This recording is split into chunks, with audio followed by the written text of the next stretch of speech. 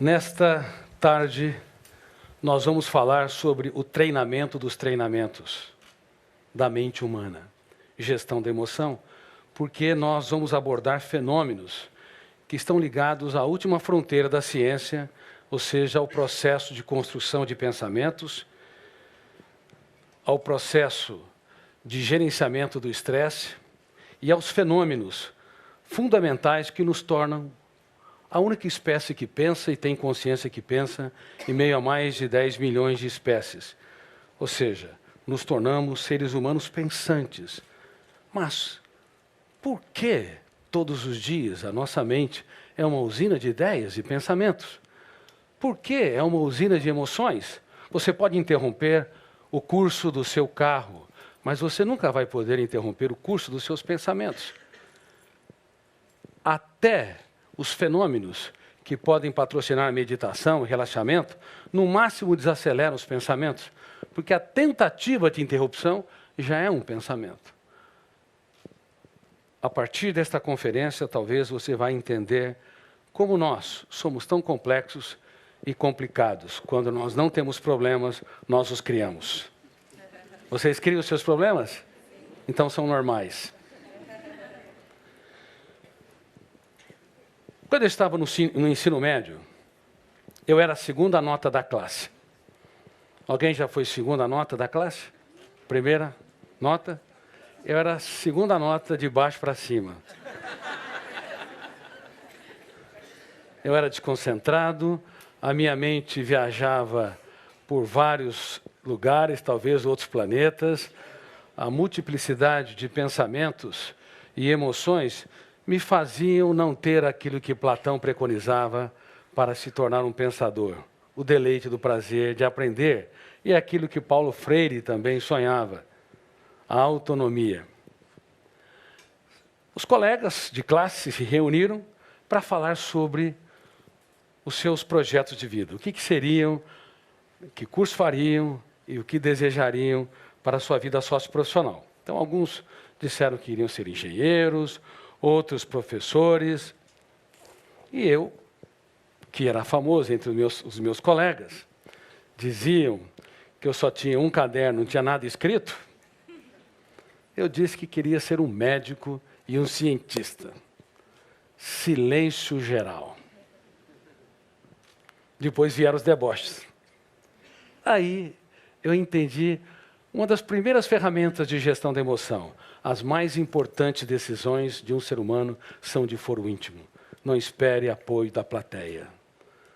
Porque se o teu eu não ser o protagonista, ainda que múltiplas pessoas te apoiem, você não vai conseguir atingir as suas principais metas. Grandes decisões implicam em escolhas importantes e todas as escolhas têm perdas. Você não pode jamais conquistar o essencial se não perder o trivial. Eu comecei a estudar 12 a 14 horas por dia e entrei na faculdade para espanto de todos. E na faculdade eu não conseguia ser um aluno comum. Eu era um questionador. Eu nunca conseguia aceitar as informações sem passar pelo crivo da minha crítica.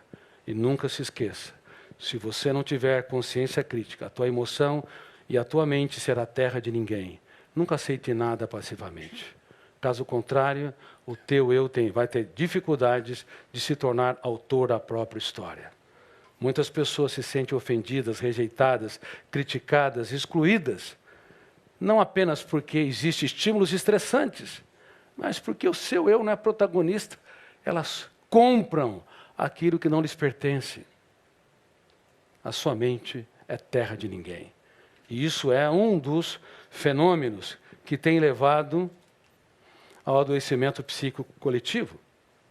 Eu não sei se vocês sabiam, uma em cada 2 pessoas, de acordo com pesquisas internacionais, cedo ou tarde, vai desenvolver um transtorno psiquiátrico.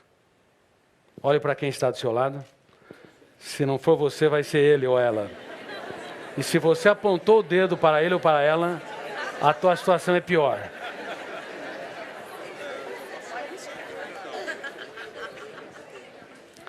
Mas vocês estão aqui para não ser nenhum dos dois, para usar técnicas ou ferramentas de gestão da emoção para que você aprenda a escrever os capítulos mais importantes da sua história nos momentos mais difíceis da sua vida.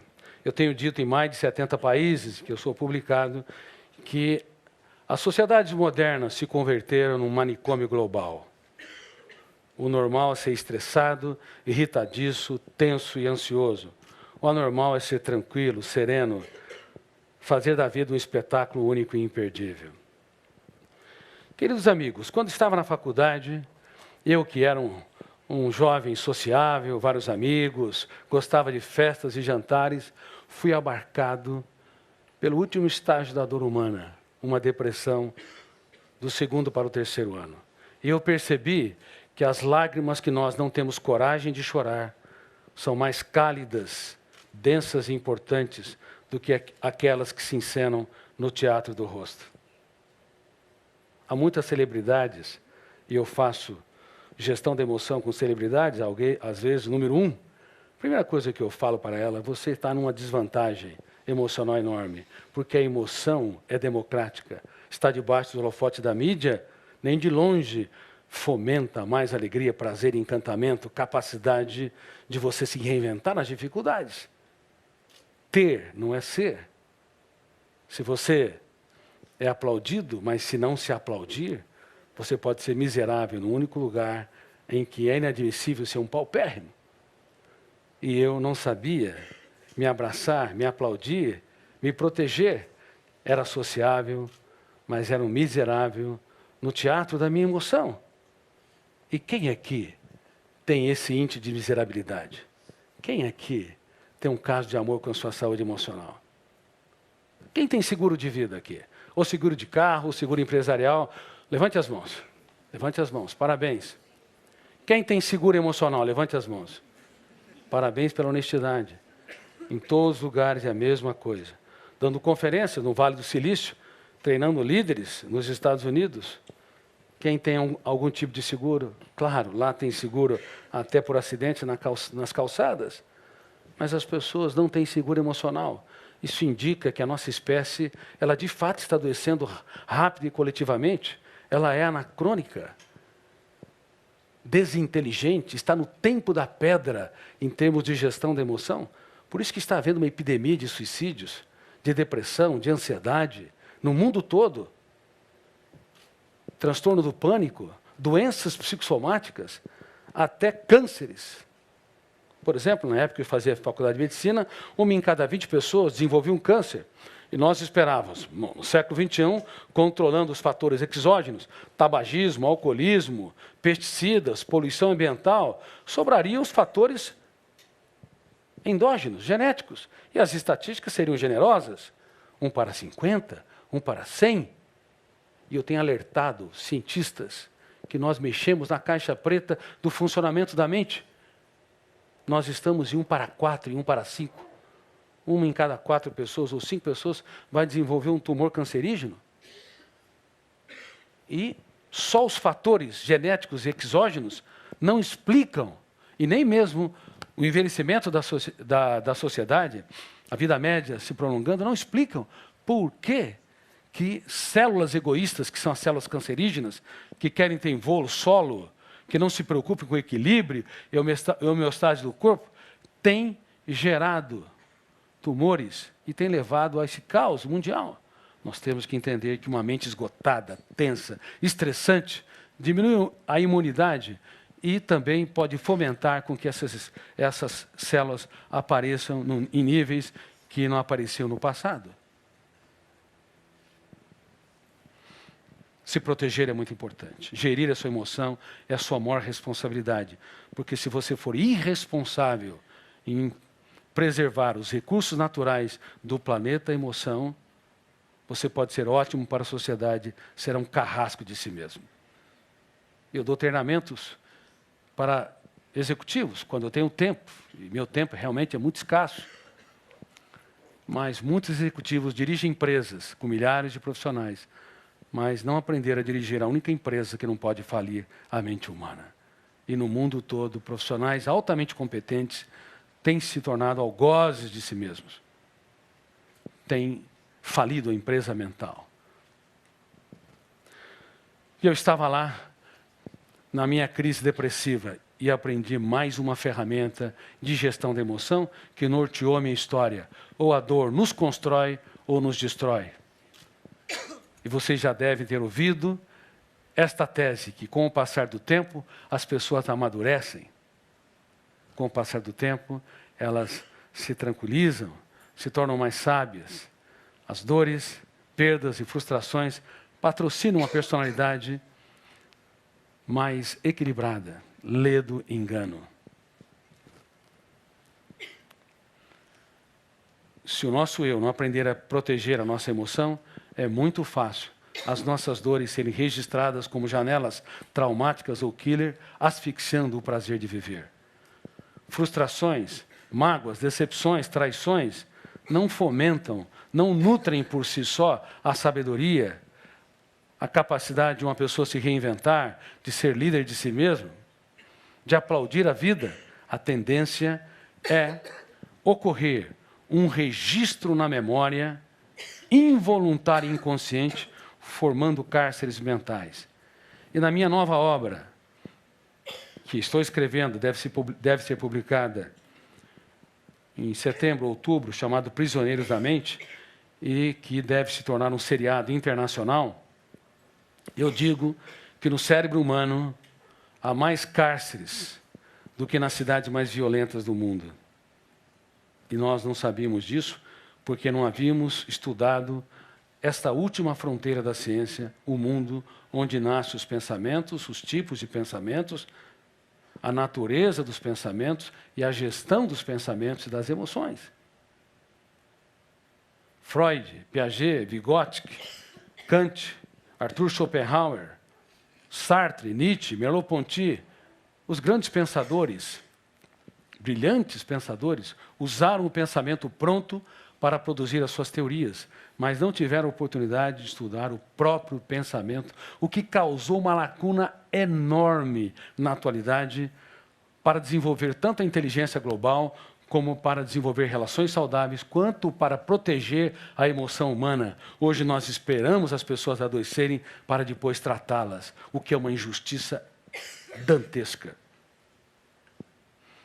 Desenvolver uma síndrome do pânico atroz para depois tratá-la, uma crise depressiva, um transtorno alimentar como a bulimia, anorexia. Bulimia é um comer compulsivo, depois provoca-se vômito para tentar aliviar o sentimento de culpa por esse comer compulsivo. E a anorexia, patrocinada por uma distorção da autoimagem, pessoas com 30 quilos, com 1,60 m ou 70 de altura, a pele e ossos. Você pergunta, por que não come? Porque estou obesa.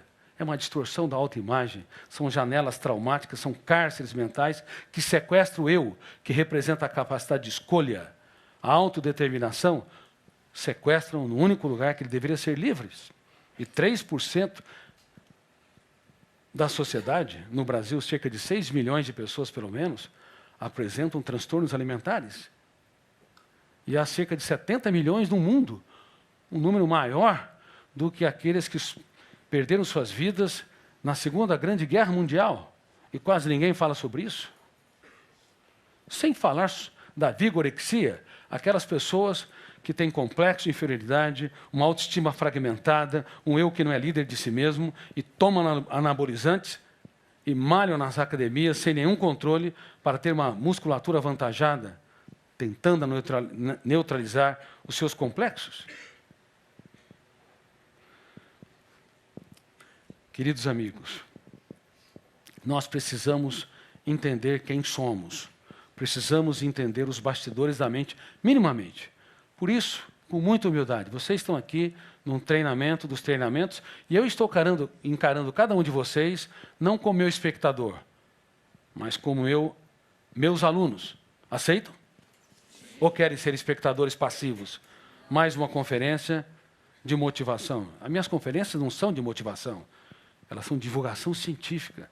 Eu exijo muito que meus alunos penetrem em camadas mais profundas da sua própria mente para que eles nunca mais sejam os mesmos, desde que façam esse treinamento. Bom, se são meus alunos, eu sou um professor sério. Eu vou provocá-los durante todo o processo, como já estou fazendo. E provoco mais uma vez. Quem já escreveu a sua biografia aqui? Levante as mãos. Não? Errado. Todos vocês escreveram a sua biografia? Uma biografia não autorizada? Nas páginas do seu cérebro?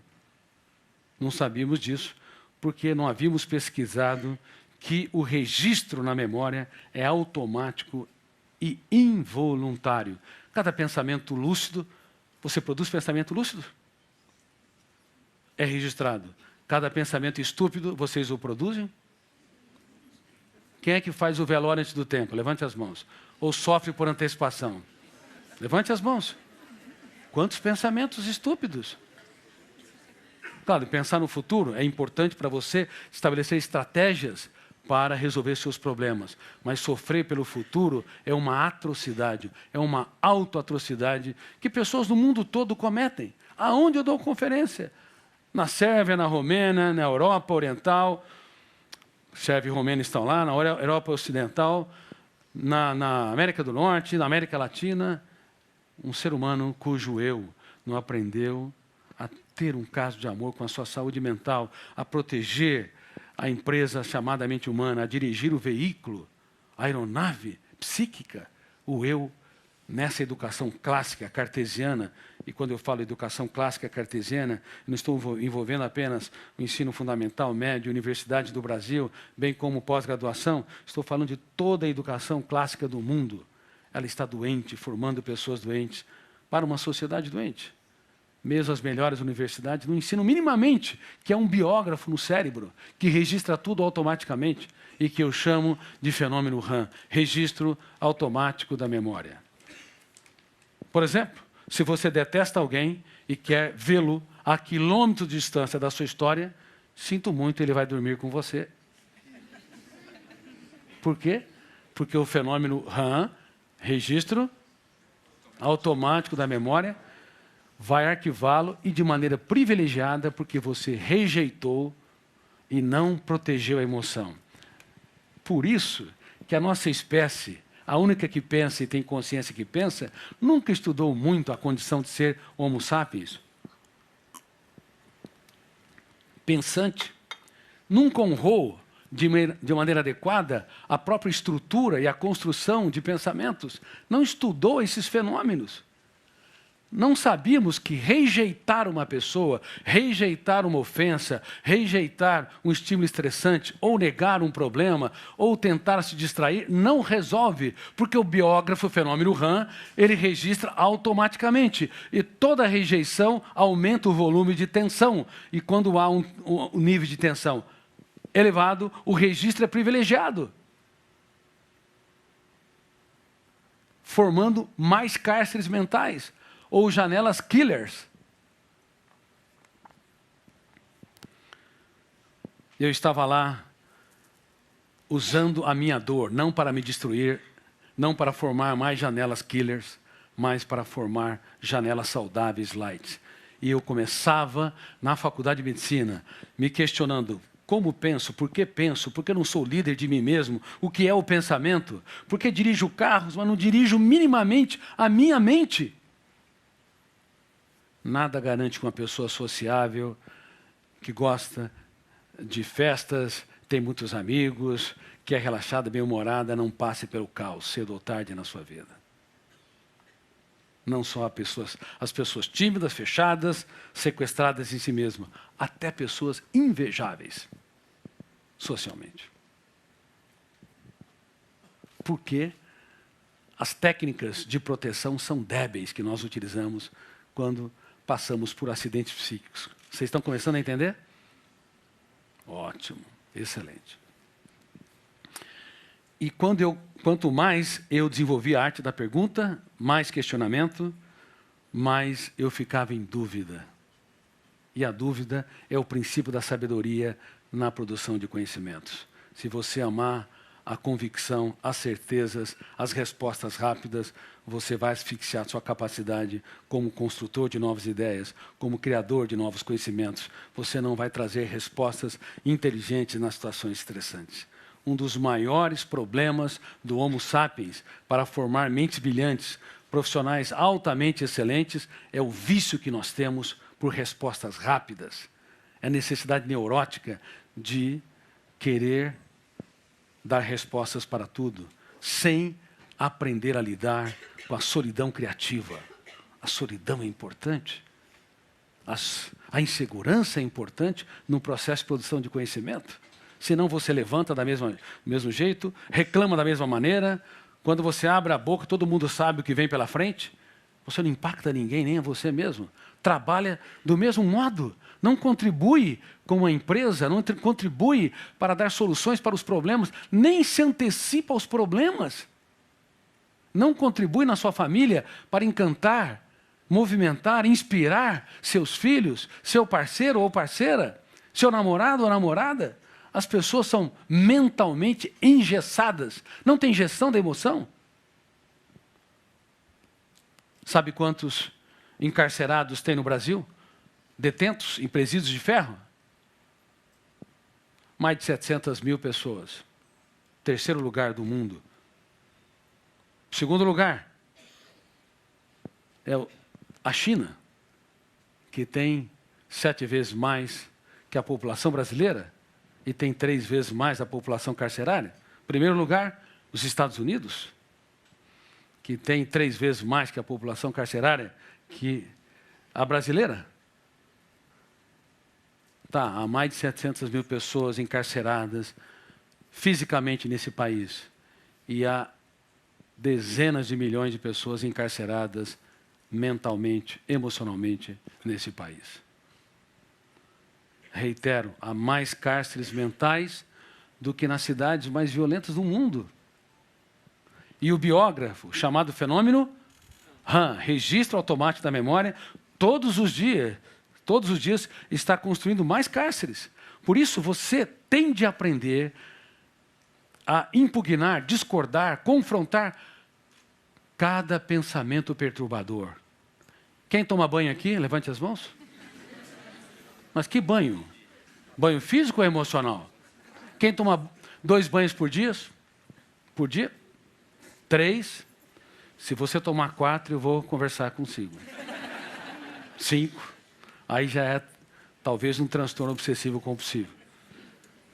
Nessa minha trajetória como profissional de saúde mental, eu fiz mais de 20 mil sessões de psicoterapia e atendimentos psiquiátricos e considerava cada paciente meu não mais um doente ou mais um diagnóstico, mas um ser humano único no teatro da existência. Um mundo a ser explorado, potenciais incríveis que estavam embotados. Por isso, quando passava na mão de vários profissionais de psiquiatria e psicologia, 5, 10, 20 anos, eu me animava intensamente de levar esse paciente a ser autor da própria história, a não submeter a seus cárceres mentais. Não importa se ele teve uma vida arrastada, uma doença cronificada. É possível ser autor, é possível ser protagonista, é possível dirigir o script.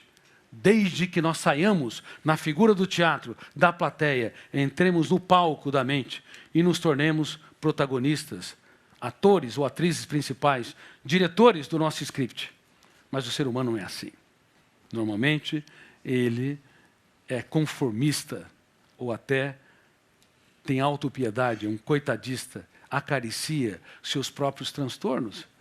E não é treinado, deveria ser treinado por todo psicólogo, todo psiquiatra, médicos, neurologistas, a ser um protagonista, a impugnar cada pensamento perturbador, porque se você não o faz, ele é registrado. E isso é um reflexo de higiene mental. Se você escova os dentes a cada 4 ou 6 horas, mas não faz a higiene mental na sua mente, você está cometendo quase que um crime contra a saúde psíquica. E nós cometemos esse crime, porque a educação racionalista, lógica, nos ensina a conhecer o mundo em que estamos, mas quase nada sobre o mundo que somos.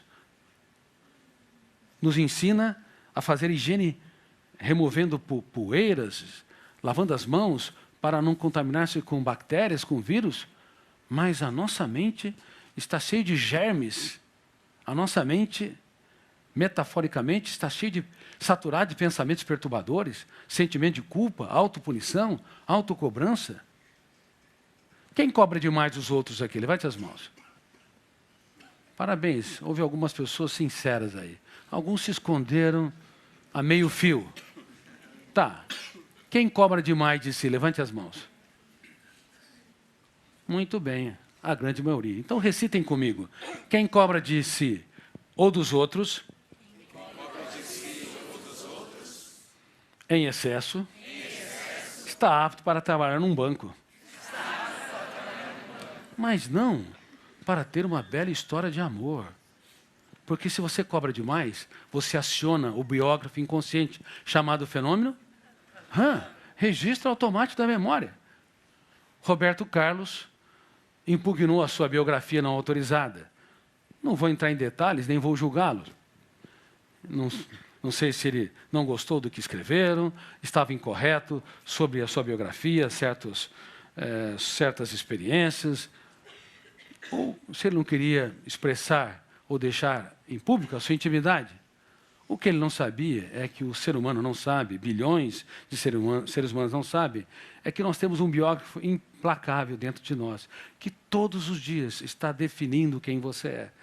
Se você é impulsivo, você não é impulsivo porque teu eu quer. Você é impulsivo, você reage pelo fenômeno bateu, levou, você é intolerante às contrariedades, porque você biografou tantas vezes a reatividade que você espontaneamente, mesmo não querendo, expressa impulsividade. Impulsividade. E as pessoas impulsivas, às vezes são muito inteligentes, mas causam um desastre nas relações interpessoais, porque não tem autocontrole. Tem pessoas que me dizem, Dr. Cury, eu sou uma pessoa muito honesta, tudo que vem na minha mente eu falo, sou transparente. Claro, você é desequilibrado.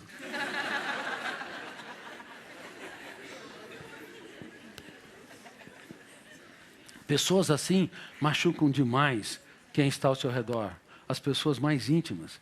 Esse tipo de transparência, na verdade, revela um descontrole atroz do eu como gestor da emoção, do eu como gestor da mente humana. E nós não sabíamos disso, porque não havíamos, mais uma vez, estudado essa complexa área. Uma pessoa que tem autocontrole não reage pelo fenômeno bateu, levou. Bateu, levou é ótimo para a física, péssimo para as relações humanas. Uma pessoa madura, ela tem compromisso com o silêncio. Quem não é fiel à sua consciência tem uma dívida impagável consigo mesmo. Mas não é qualquer tipo de silêncio. O silêncio intimidante, o silêncio subserviente, mas o silêncio proativo, onde eu me calo por fora e eu grito por dentro. Quem me ofendeu? Por que me ofendeu? Em que circunstâncias me ofendeu? Devo eu ser escravo do meu ofensor? Ou minha paz vale ouro, o resto é insignificante? Dá para vocês entenderem, se no mundo todo nós educássemos o nosso eu para ser líderes de nós mesmos, nós preveniríamos suicídios, transtornos emocionais, desenvolveríamos relações saudáveis, as nossas empresas não seriam tão estressantes, as escolas não seriam um canteiro de ansiedade. As sociedades modernas, reitero, tornaram-se um manicômio global. E tenho sido uma das vozes solitárias, escrevendo livros como O Futuro da Humanidade, O Vendedor de Sonhos, O Homem Mais Inteligente da História, que foi o livro mais lido ano passado.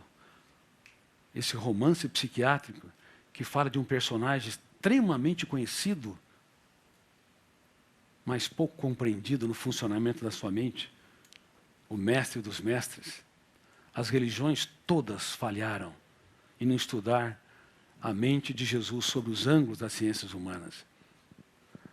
As universidades e as ciências como psicologia, a psiquiatria, a sociologia, a psicopedagogia, também falharam de maneira atroz, porque se intimidaram em não pesquisar a mente de um homem que escolheu 12 alunos que só lhe davam dores de cabeça. Pedro era hiperativo, tenso e ansioso. João, que todo mundo diz que era o mais amoroso, ele era bipolar. No momento era gentil, generoso, no outro queria eliminar quem não andava com seu mestre. Tomé era paranoico, acreditava na teoria da conspiração. Mateus, se estivesse nos dias de hoje, talvez seria pego pela Lava Jato. E o melhor deles era Judas Iscariotes. O mais dosado, o mais sereno, com mais vocação social, mas que tinha um defeito na estrutura do eu. Seu eu não era gestor minimamente da sua emoção. Ele não era capaz de mapear os seus fantasmas mentais. Portanto, não era autor da sua própria história. E uma pessoa que não mapeia a sua irritabilidade, a sua intolerância, a sua infantilidade, os seus medos, enfim, os seus conflitos, os levam para os seus túmulos. As pessoas que não mapeiam, não têm coragem de penetrar em camadas mais profundas da sua personalidade, preservam os seus cárceres mentais, suas janelas killers, ficam intocáveis.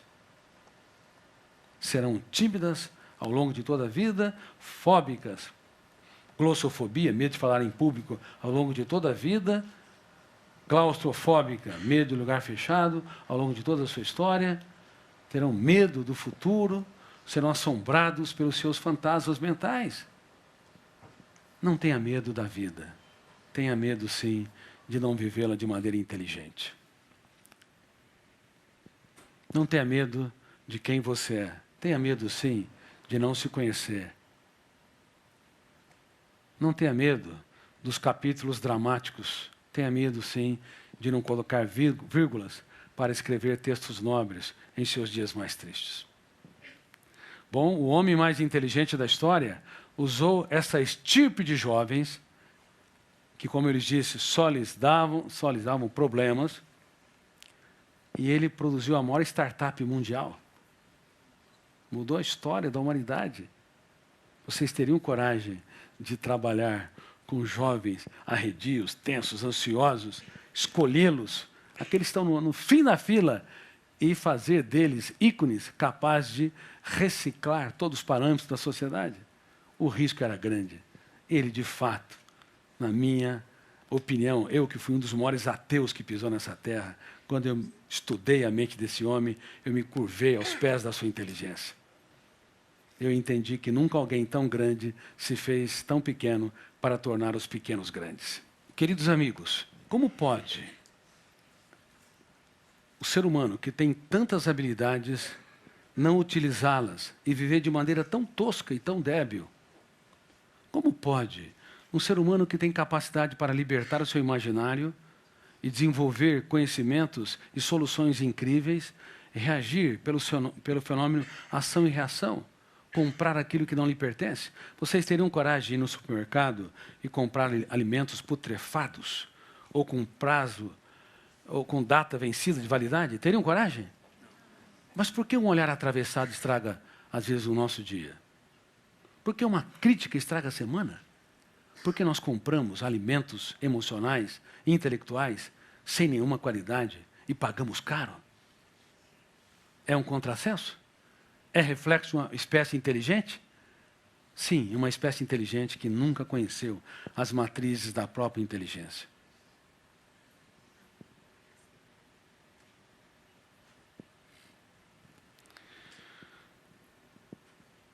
Quando eu estava no 4º ano, já tinha algumas centenas de páginas escritas. Aí levei a minha namorada, era muito duro, não tinha dinheiro, para tomar um suco. Ela foi toda feliz, estava no início do relacionamento, e de repente caiu um bilhete do meu bolso. Ela achou que se tratava de outra garota. O que significa isso? Eu falei para ela: olha, eu não sou muito normal. Estou escrevendo uma teoria sobre o funcionamento da mente, porque eu observava o comportamento das pessoas, reações, atitudes, escrevia percorri o mundo das ideias. E ela fazia o 2º ano de medicina, eu o 4º ano. O que o estudante de medicina tem a ver com estudar a mente humana, pensamentos, a construção das ideias, liderança sobre a psique? Parecia um delírio. Mas nunca se esqueça, uma vida sem sonhos é um céu sem estrelas, é uma manhã sem orvalhos, é uma mente sem criatividade. Sem sonhos, nos tornamos zumbis psíquicos. Vivemos porque estamos vivos. Muitas pessoas se deprimem, se angustiam, desenvolvem vazios existenciais ou sofrem de maneira atroz pelo futuro porque não conseguem usar a construção de pensamentos para ter projetos de vida. Eu vou dar uma lição muito importante para vocês aqui.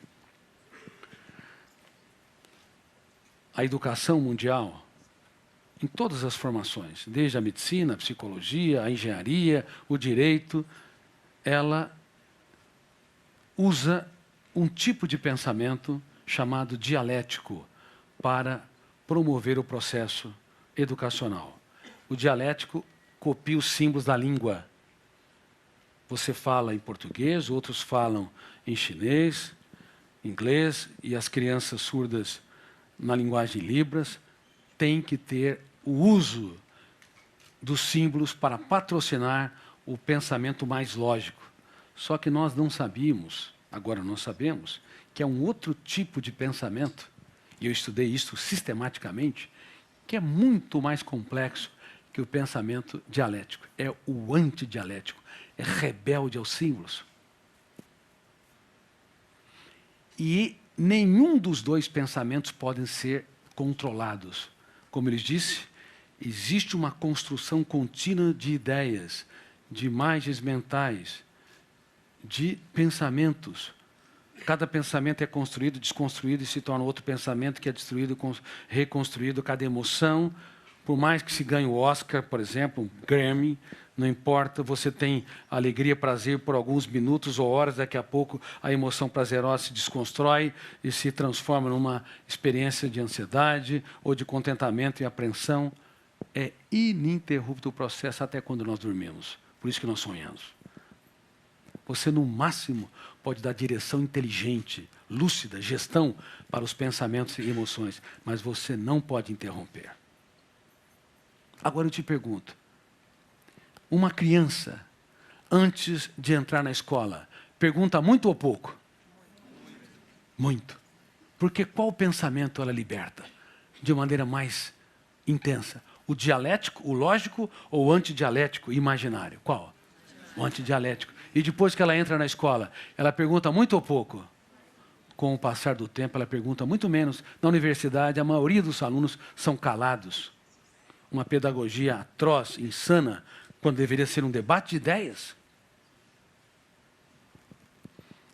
A educação intoxica, nos intoxica os nossos filhos com o pensamento dialético. Agora, eu te pergunto, sofrer pelo futuro é um pensamento complexo ou não? Muito complexo, de extrema complexidade e sofisticação, porque você antecipa o futuro inexistente e asfixia o seu presente. Precisa de qual pensamento? O lógico dialético ou o antidialético imaginário para ser produzido? Vocês estão entendendo? A última fronteira do psiquismo humano. O sentimento de culpa, ele é um pensamento, ainda que produza dor, dialético ou antidialético? Antidialético é complexo. Você se culpar, se diminuir. Vocês acham que um dia um robô ou a inteligência artificial, por mais avançada que seja, desenvolverá sentimento de culpa? Nunca. Nunca. Todos estão fascinados com a inteligência artificial, mas nenhum computador, nenhum robô sentirá solidão, nenhum robô sentirá sentimento de culpa, nenhum robô terá necessidade de trocar experiências, passará por níveis de ansiedade, de autopunição, autocobrança. São atributos da nossa mente complexa e são patrocinadas em destaque pelo pensamento imaginário rebelde às convenções do conhecimento, à lógica ou o pensamento antidialético. Eu quero te dizer, se você não aprender a gerir os pensamentos antidialéticos e imaginários para construir projetos de vida, você vai desenvolvê-lo para produzir os seus cárceres mentais. Há pessoas que têm todos os motivos para ser felizes, mas são tristes, são deprimidas, são angustiadas. Conhece pessoas assim? Elas sofrem por coisas que não aconteceram, se perturbam por problemas que só estão na mente delas. São pessimistas, mórbidas, hipersensíveis, pequenos problemas têm um impacto muito grande. Elas são complexas? Sim, são complexas, mas porque nunca aprenderam a impugnar cada pensamento, o seu eu nunca aprendeu a desenvolver a arte da dúvida, da crítica e da determinação, DCD, duvidar de tudo aquilo que me controla, criticar cada ideia perturbadora e determinar ser livre várias vezes por dia, assim como você usa uma escova de dentes para fazer higiene bucal, você tem que usar a técnica do DCD para fazer a higiene mental. E não se sabia disso. E nós não fazemos higiene mental no mundo todo. Toma-se banho algumas vezes por dia. Eu já tive pacientes que tomavam 40 banhos por dia. Era escravo do processo obsessivo-compulsivo. Mas nós não ensinamos nossos filhos que estão desenvolvendo tantos pensamentos perturbadores que vocês nem imaginam. Não ensinamos minimamente eles a impugnarem, discordarem, confrontarem. Por isso que eu tenho falado para plateias de juízes, magistrados, plateias e mais plateias, que estamos assistindo ao assassinato coletivo da infância no mundo todo. As crianças têm tempo para tudo, mas não têm tempo para ter infância, para brincar, se reinventar e para desenvolver um eu protagonista da sua própria história. Um eu que duvida de tudo que controla, que critica o lixo mental e determina se reinventar. Aprende-se matemática, física, química, biologia, competências técnicas, mas fica intocável o único lugar que nós deveríamos ser líderes de nós mesmos. E por isso que há muitos miseráveis morando em palácios. Já tratei de pessoas multimilionárias, mas que empobreceram num único lugar que é inadmissível ser pobre dentro de si mesmo, porque era escravo dos seus pensamentos dialéticos e antidialéticos. Queridos amigos, no 6º ano, bom, quando caiu aquele bilhete, eu falei para minha esposa que não era muito normal, ela apostou no relacionamento, nós não nos separamos, e no 6º ano eu tinha 400 páginas, procurei uma editora. Sabe quantas queriam publicar meu livro? Nenhuma. Aí eu resolvi trabalhar e ir atrás do sucesso. Logo me tornei consultor do jornal Folha de São Paulo, fazia matéria em várias redes de TV e percebi que estava atraindo o meu sonho. E você pode, quando traz seu sonho, desenvolver um estado de angústia, porque eles nutrem a nossa motivação existencial. O sonho de escrever uma nova teoria. Então, saí de São Paulo, fui para o interior para ser um profissional anônimo e ali atendi os meus pacientes da cidade, da região, depois de outros estados, depois de outros países. E nos intervalos, nos feriados, nos finais de semana escrevi a teoria. Agora passaram-se cerca de 25 anos, 3.000 páginas. Quem vai publicar um livro tão grande? Resumi o livro e procurei outras editoras e, mais uma vez, eu percebi que se você não tiver um sonho que te controla, aquele sonho não é um projeto, é um desejo. Desejo não resiste ao calor dos problemas na segunda-feira. Desejo não consegue suportar as intempéries, as vaias, as críticas e as rejeições. Só os sonhos são capazes de nos controlar. E principalmente os sonhos que te levam você a dar o melhor de si para que a humanidade, para que a sociedade seja mais generosa, altruísta e solidária. E aí uma editora apostou no projeto, eu publiquei, tive que reciclar 500 termos, porque estava muito difícil de compreender o livro, publiquei o livro Inteligência Multifocal. Fiquei feliz por um lado, por outro lado, triste. Porque, apesar de ter reciclado 500 termos, quase ninguém entendeu o que eu escrevia. E eu tive que, mais uma vez, gerir a minha emoção para sobreviver. Ou desistia ou transformava o complexo no simples, o que é muito difícil. Então, eu escrevia e reescrevia cerca de 10 vezes cada uma das minhas obras. E o tempo passou. Hoje são 50 livros. E vocês sabem o resultado, com muita humildade, sem nenhuma ostentação. Eu tenho sido o autor mais lido do Brasil nos últimos 20 anos. Mas qual que é o meu alicerce? Não são os aplausos que eu recebo. São as perdas que eu sofri. As lágrimas que eu chorei, que eu nunca tive coragem de chorar. Os meus fracassos nunca desprezam as raízes que constituem a tua personalidade. Porque elas é que patrocinam as suas primaveras e as suas flores. Produzir pesquisas, conhecimentos, num país que não valoriza seus cientistas, e ainda mais ciência básica, é uma tarefa árdua, mas vale a pena. E lembre-se do que eu lhes contei da minha história. Eu era a segunda nota da classe, de baixo para cima. Passado tanto tempo, eu recebi o título de membro de honra de uma academia de gênios da Europa. Eu falei, membro de honra de academia de gênios? Como eu engano bem, hein? Chega num momento que não importa os títulos, o que importa é quem você é. Nunca perca a sua essência, porque ela é a que pode abrir as portas para você realizar coisas incríveis, para contribuir com a sociedade e para reciclar a sua própria história. E dentro de toda essa produção de conhecimento, eu descobri algumas síndromes. Uma delas é a síndrome do pensamento acelerado. Pensar é bom, pensar com consciência crítica é ótimo. Pensar demais, sem gerenciamento, é uma bomba contra a saúde psíquica. Gera um esgotamento cerebral atroz. Agora eu quero que vocês relaxem, respirem profundamente, porque eu quero fazer um teste se você tem a síndrome do pensamento acelerado ou não. Como está a sua qualidade de vida? Relaxem, relaxem as suas pernas, coloquem em posição confortável as suas mãos. Eu quero que você sorrie muito, porque o caso é de chorar. Mas não se preocupe se estão estressados. Só te peço uma coisa, lembre-se, seja honesto consigo mesmo, porque quem não mapeia a sua história leva para o seu túmulo os seus conflitos. E a maioria o leva. A grande maioria dos seres humanos de todas as culturas. Quem acorda cansado? Levante as mãos. Dores de cabeça ou dores musculares? Levante bem as mãos. Uma plateia com dores de cabeça.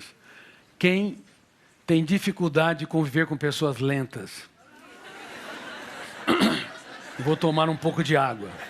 Vocês me assustaram. Não é que as pessoas sejam lentas, é que vocês são. E o problema é que toda pessoa acelerada ama acelerar os outros. Toda pessoa agitada quer todo mundo agitado. Agora vocês sabem que celulares não são estéreis. Quando Steve Jobs, ele, em 2007, lançou os celulares, ele não imaginava que seria uma febre tremenda. Porque os aplicativos, as redes sociais, é que fomentam esse processo todo. E mexe com o mecanismo da dopamina. Frustração e prazer, o garoto ou o adulto envia uma mensagem, ela ou ele não deu like, ataque de ansiedade. Antigamente, existiam ciúmes. Nós esperávamos que no século XXI, ciúmes não existisse, porque as pessoas são mais livres, mais tranquilas, redes sociais, muitos amigos. Mas como ela não dá like, antigamente no telefone fixo falava-se a cada 15 dias com ela ou com ele, agora cada minuto quer saber onde está. Há uma atrocidade, um controle atroz. O ciúmes voltou com toda a carga na atualidade. Pessoas que não sabem sofrer uma ruptura. E principalmente mulheres. Vocês têm que ser apaixonadas pela vida, porque, sinceramente, vocês representam o que há de melhor na humanidade. São mais inteligentes, altruístas e solidários.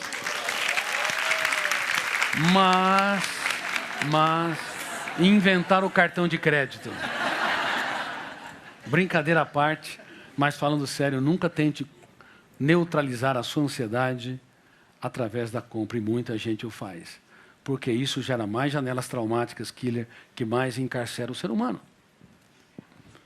Queridos amigos, se uma criança de 7 anos de idade tem mais informações que o imperador romano, imagine você.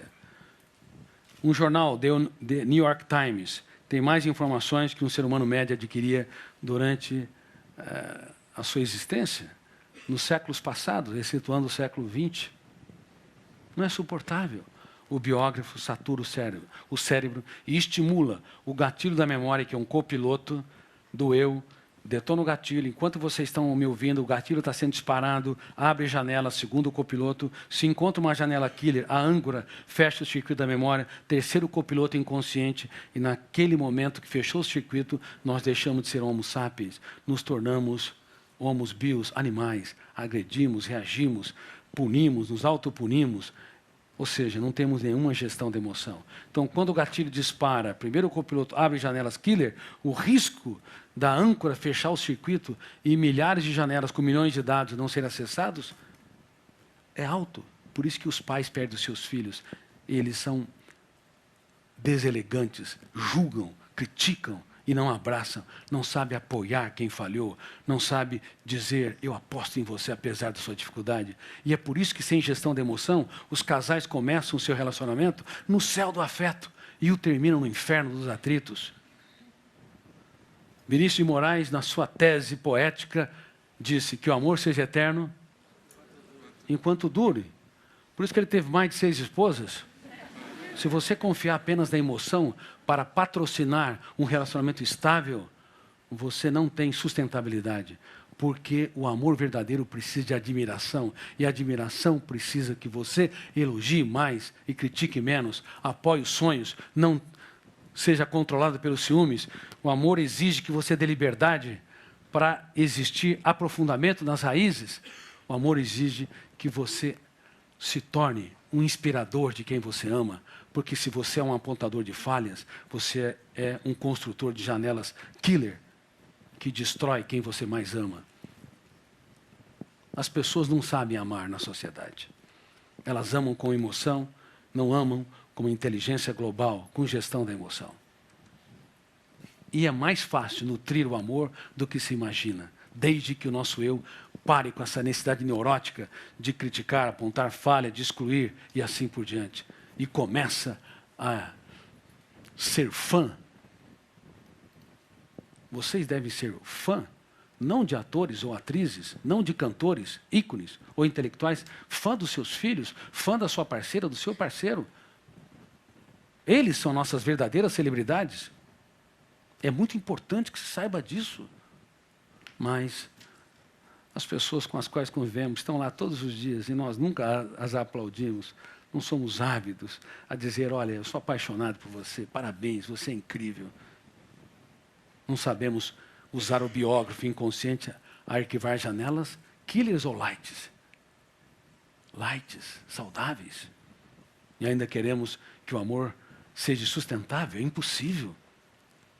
Nossa espécie, reitero, não sabe ter um amor inteligente. Bom, eu falei de uma série de sintomas indicando que vocês estão com a síndrome do pensamento acelerado. Mas um sintoma importante. Quem tem dificuldade de dormir aqui? Levante as mãos. Muita gente. Quem tem déficit de memória ou esquecimento? Eu vou ter que te internar.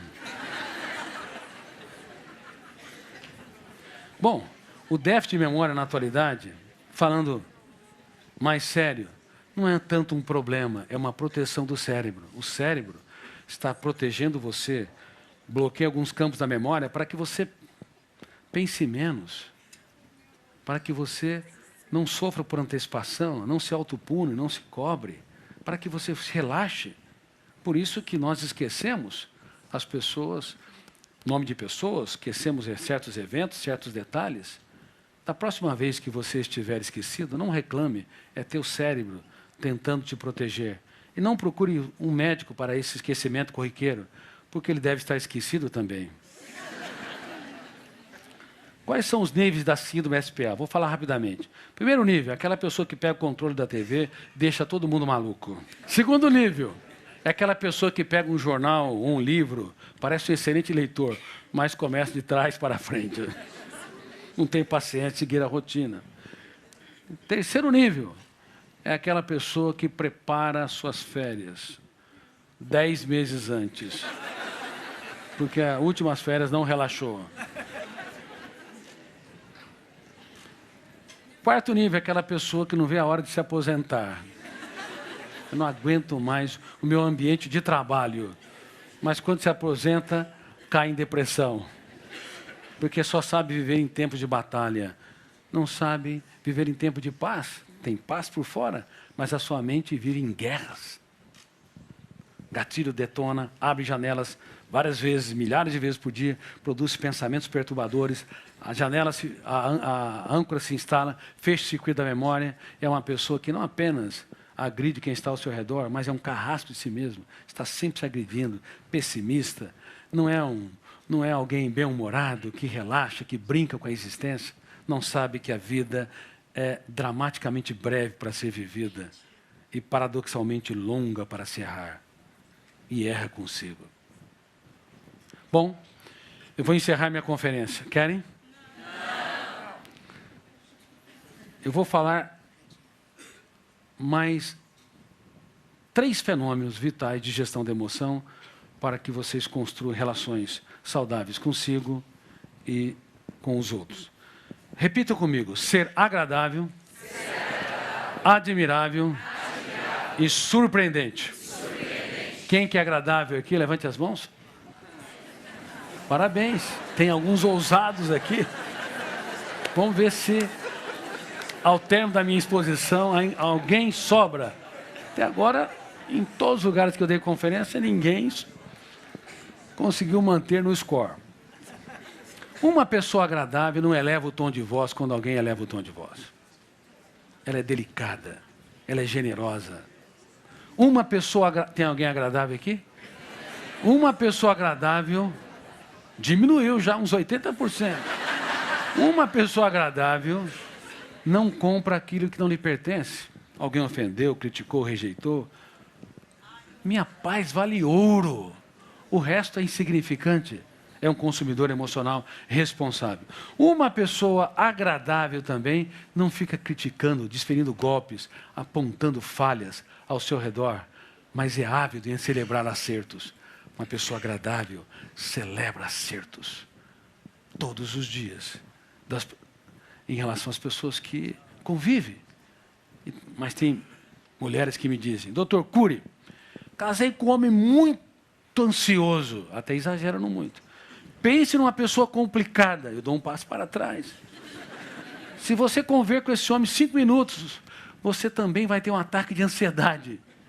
Aí eu me aproximo dela e falo: minha filha ou minhas filhas, se vocês escolheram parceiros tão complicados, vocês não devem ser tão fáceis. Porque os semelhantes se atraem.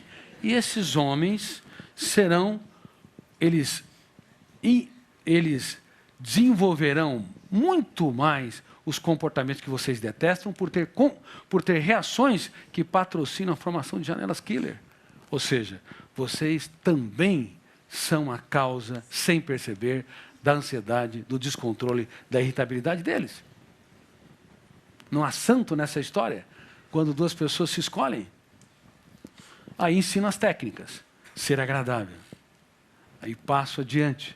Uma pessoa agradável, ela não repete 2 vezes a mesma coisa quando corrige alguém. Eu nem vou perguntar aqui quem repete 2 vezes.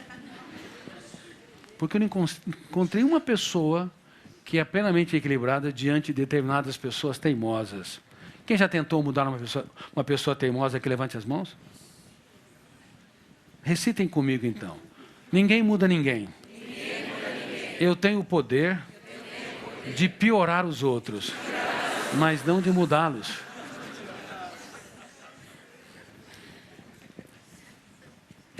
Não sejam repetitivas e repetitivos. Nunca fale 2 vezes a mesma coisa. fazer uma brincadeira e quero que vocês recitem de novo. Estou provocando vocês. Quem repete 2 vezes a mesma coisa é um pouco chato. 3 vezes, medianamente chato. 4 vezes ou mais, é insuportável.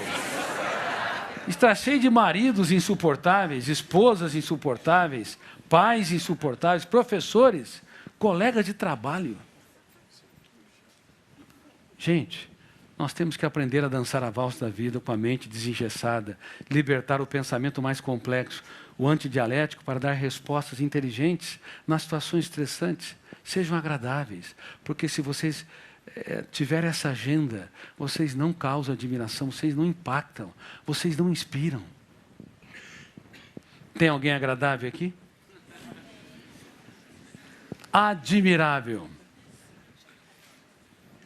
Uma pessoa admirável elogia 3 vezes quem ama, pelo menos por dia. Ah, mas ele não é... Meu filho é muito irritadiço, meu marido, meus colegas de trabalho são difíceis de conviver. Se você não for capaz de elogiá-los, é porque você é míope emocionalmente. Você não consegue enxergar comportamentos dignos de serem aplaudidos. E uma pessoa admirável dá risada da PIT. P-I-T. Picuinhas, irritabilidade e teimosia.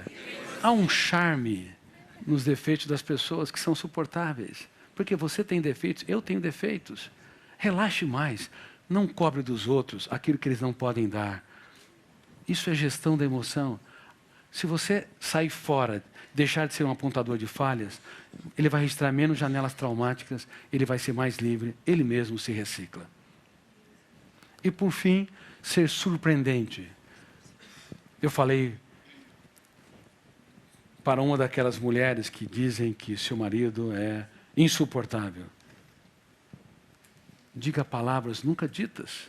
Por exemplo, faça uma festa de aniversário para ele, fora de data. Mas, doutor Cury, isso é incrível. Eu sei que é. Surpreenda esse homem. E aí, ela fez uma festa de aniversário e cantou os parabéns para aquele homem. E aquele homem não sabia o que estava ocorrendo. Após terminar, estava entalado uma pergunta. Meu bem, você está ficando louca? Um surto psicótico? Aí ela se aproxima dele e fala, eu não estou ficando louca, querido. Faz muito tempo que ela não falava a palavra querido. Eu estou cantando os parabéns porque de todas as coisas que eu conquistei na vida, você é a melhor delas. Obrigada por existir. Dê parabéns fora de data, dê flores fora de data. Faça elogios únicos. Abrace quem está ao seu redor. Inspire, instigue, provoque a inteligência. Isso é gestão da emoção. E, ao mesmo tempo, se abrace. Não tenha ciúmes. Sabe qual que é a técnica, qual que é a tese mais incrível de ciúmes em relação à gestão da emoção? Ciúmes é saudade de mim. Eu exijo do outro a atenção que não dou para mim. E devido à quantidade de sintomas psíquicos e psicossomáticos que vocês estão apresentando, vocês se abandonaram. Vocês podem ser ótimos para a sociedade, mas não têm tido um caso de amor com a sua saúde emocional. Por isso, eu encerro esta minha conferência pedindo que vocês dêem um abraço em você e permaneça abraçado. Tem gente aqui que nunca se abraçou. E digo essas palavras. Eu te estresso. Te causo muitos problemas. Esqueço de você ao longo da minha história. Te coloco num lugar indigno da minha agenda. Mas de hoje em diante, eu prometo que eu gerirei a minha emoção. Protegerei a minha mente. Serei apaixonado pela minha saúde psíquica. Pois vale a pena viver a vida, mesmo que o mundo desaba sobre nós. E aproveito, convido vocês, pode desabraçar. Desabraçar, não sei se tem esse verbo. Convido vocês a participarem da Academia de Gestão da Emoção e também a Academia de Gestão da Emoção, www.academiadegestandaemoção.com, e também do primeiro Programa Mundial de Prevenção de Suicídios, fundamentado nas teses de gestão da emoção. Está havendo uma epidemia de suicídios no mundo.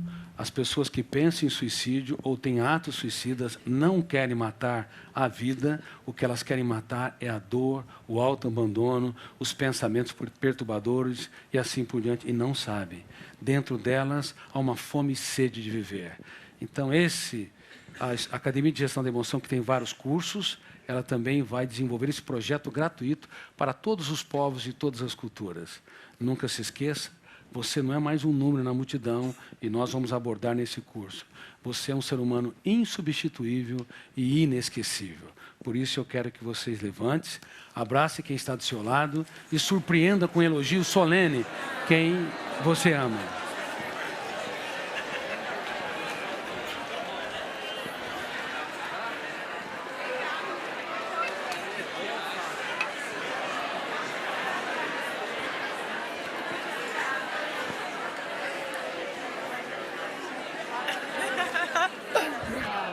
Obrigado, você também.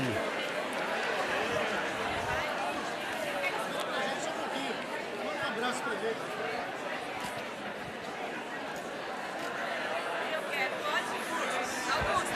Que vocês sejam sonhadores. E se sonharem, não tenham medo de falhar. E se falharem, não tenham medo de chorar. E se chorarem, repensem as suas vidas. Mas nunca desistam de si mesmos, jamais. Lutem pelos seus sonhos e jamais desistam também das pessoas que vocês amam, porque são seres humanos únicos no teatro da existência. Muito obrigado por existirem.